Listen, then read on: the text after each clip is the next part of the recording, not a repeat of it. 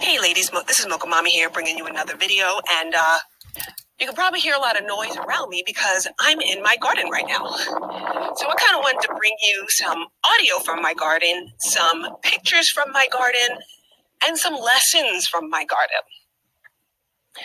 Okay, now this right here is a picture of my seedling trays. These are bush beans that I'm growing. I needed more protein. So you'll see that these seedlings will get a lot of care, a lot of babying, a lot of sunlight and water. And sometimes when the weather is bad, I have to bring that seedling tray inside the house. So because they're just not ready to face the elements. A lot of you who are in the Mocha Mommy community are like those seedling trays. You need to be a little bit more protected. You need to be watered. And you just need those small confined spaces to just kind of establish your roots. But eventually, that seedling tray is going to have limits, and you're going to have to get out in the real world. You're going to have to trust that the skills and that the information that you learn from this platform and all the other platforms that are similar to it is going to be enough to get you to survive. Now, again, I'm not going to say that everything's going to be perfect because there are pests, there's bad weather, that there is droughts, and there are so many circumstances that are beyond your control. But ultimately, in order to grow, you got to get out. You got to get out. I can't give you every advice for every single scenario that you guys are going to confront. But what I can give you is support, where I can give you support. But you have to face the elements yourself, because you're going to find that some of those elements, even some of the difficult ones like rain or severe weather, will help you to grow. It's going to help you to grow. So when you guys say to me, hey, Mocha Mommy, can you look at my profile pictures to see if this is what's good enough? Honey, I can't decide that. The algorithm has to decide that. Oh, Mocha Mommy, I'm getting this type of feedback. What do you think I should do about meeting? I don't know. You have to make that meetup, set those boundaries for how and where and why you're going to meet up. But at the same time, you're going to have to figure that out for yourself. There's only so much I can give you. But if you want to grow, you have to get out of the little seedling tray that you're in and be prepared to face the elements. And know that if your roots are deep enough, you will in fact survive. You will. And then you are going to grow and you're going to bear fruit greater than anything you've ever expected. Because you have the room to grow. And you have those elements that are sometimes hardships that will help you to grow. So you have to believe that. Now here, this is for the commenter Taters, who had said that she had tried online dating in the past, but it seems like the conversations were a bit platonic in nature, in her opinion. My comment to that would be, very rarely do men approach women for platonic friendship. That's kind of rare. Now, the fact that the guy is talking to you about his interests, his hobbies, his past, usually because some men try to establish trust. Men have trust issues just like women. So what I would encourage you to do is really kind of work on your feminine communication, as far as after 2 or 3 conversations, really be encouraging of a meetup. Say something like, this was a really fun conversation. I hope that we can have it in person someday. Say something like, you know what? You're really smart. And you also look really handsome in picture X. Let him know that you do have some kind of romantic interest in addition to being interested in the subjects that you guys are both sharing. That would be my advice to you. Because there's some men who are not socialized to be overtly sexual or to be overtly romantic in their communications with women they don't know. So that's a cultural thing that sometimes happens, right? They're just very respectful in their communication because that's how their cultures, that's how that man has been socialized, right? To see it, be respectful in his communication. So you're not going to hear a lot of overtly sexual or overtly romantic communication in the early phases, okay? Another comment that I got was about cheating. I'm so afraid of being cheated on. And so I'm going to give you guys a picture of my garden. This is like, in this garden bed, it's all for like salsa and salad. Okay, so it's like sprouts, onions, tomatoes, leafy greens, peppers. It's all about salads and salsa. Now this picture right here, some potatoes. Let's talk about how those potatoes got into the garden bed that was for salsa and salads. It's because of my carelessness. I had some potatoes that were on its verge of going bad. I chopped those potatoes up and carelessly threw them in the garden. Nothing really came of it. Didn't see really much. Didn't really bother me. Didn't see anything. But then all of a sudden, look what's sprouting up these leaves. Now, what was all that stuff that was going underground with how these tubers grow, all this stuff that's happening underground, now all of a sudden is starting to come to the surface. My carelessness has now started coming into fruition. So now I am endangering everything else I've planted. My onions, my leafy greens, my tomatoes are now all in danger. So what I have to do, I have to take responsibility for that carelessness. And I have to dig these potatoes up. Because not only is it not good for the potato to be in a garden bed where it does not belong, this garden bed's not deep enough. This garden bed is shallow. But also, this garden bed endangers everything else around it, particularly the leafy greens. So I have to dig these potatoes up and put them in a place where they can thrive. Will they survive the transplant? I don't know. But I have to take responsibility for my carelessness, and not to mention the fact that I have to continue to be vigilant to make sure that there's not any more potatoes up under there. I have to continue to keep digging, and when I start to see those little leaves come up through that I know don't belong there, I have to dig it up right away. I dig it up right away because one act of carelessness months ago can still disrupt my garden in the summer of 2021. And that's what cheating is like. It's an act of carelessness that you constantly have to stay vigilant about soon as those little sprouts start coming to the surface. Because there's a lot more going on underneath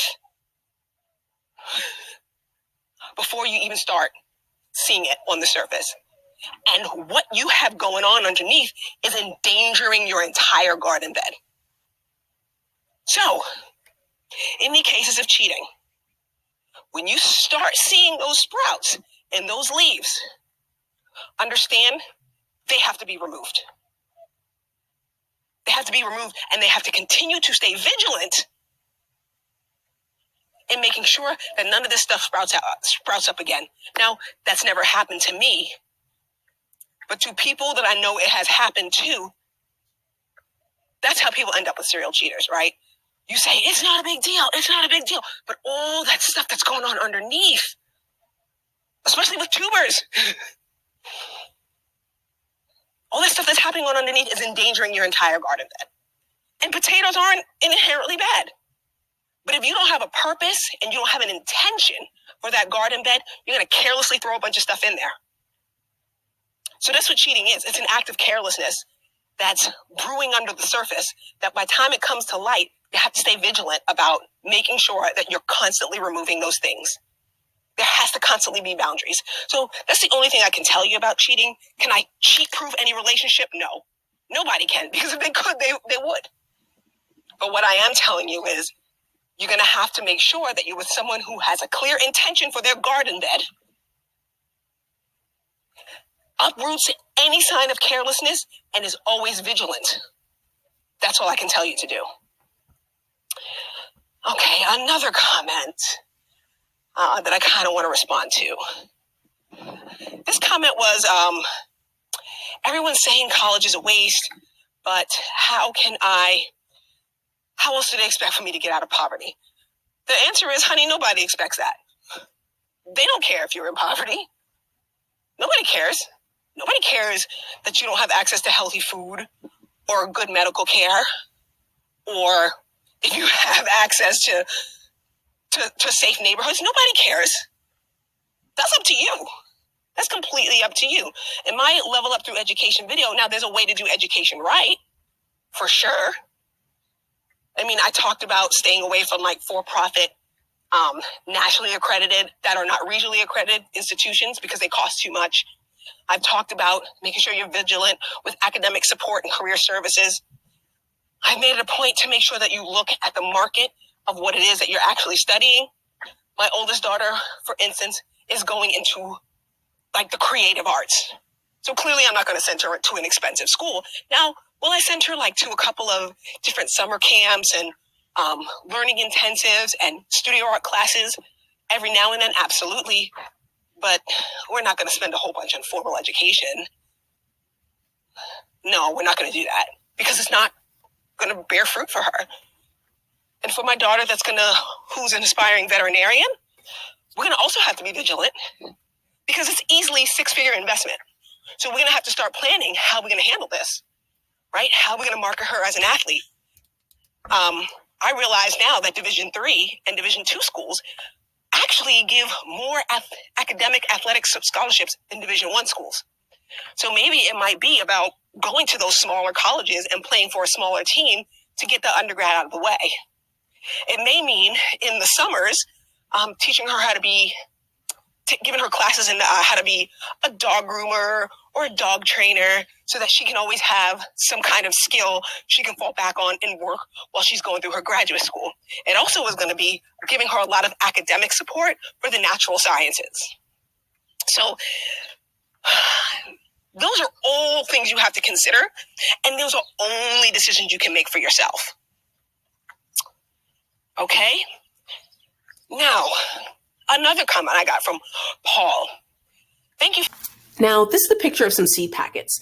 My favorite companies to buy seeds from are San Diego Seed Company and Burpee. If you notice on the back of the seed packet, it tells you, depending on what zone you're in, when is the best time to plant.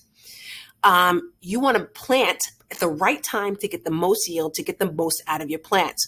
You don't want to plant, for instance, where I am, too close to the summer, certain types of vegetables, because what you end up getting is their roots are not deep enough and then they can't withstand this Texas sun. You also don't want to plant them too close to the winter before the first frost. So you really have to time it perfectly.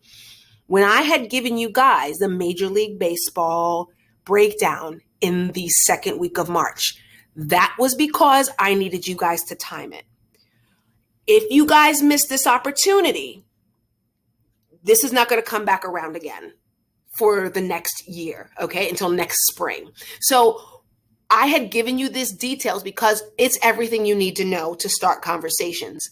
I'm not expecting you guys to be an expert. I'm expecting you guys to be able to initiate conversations. That's it.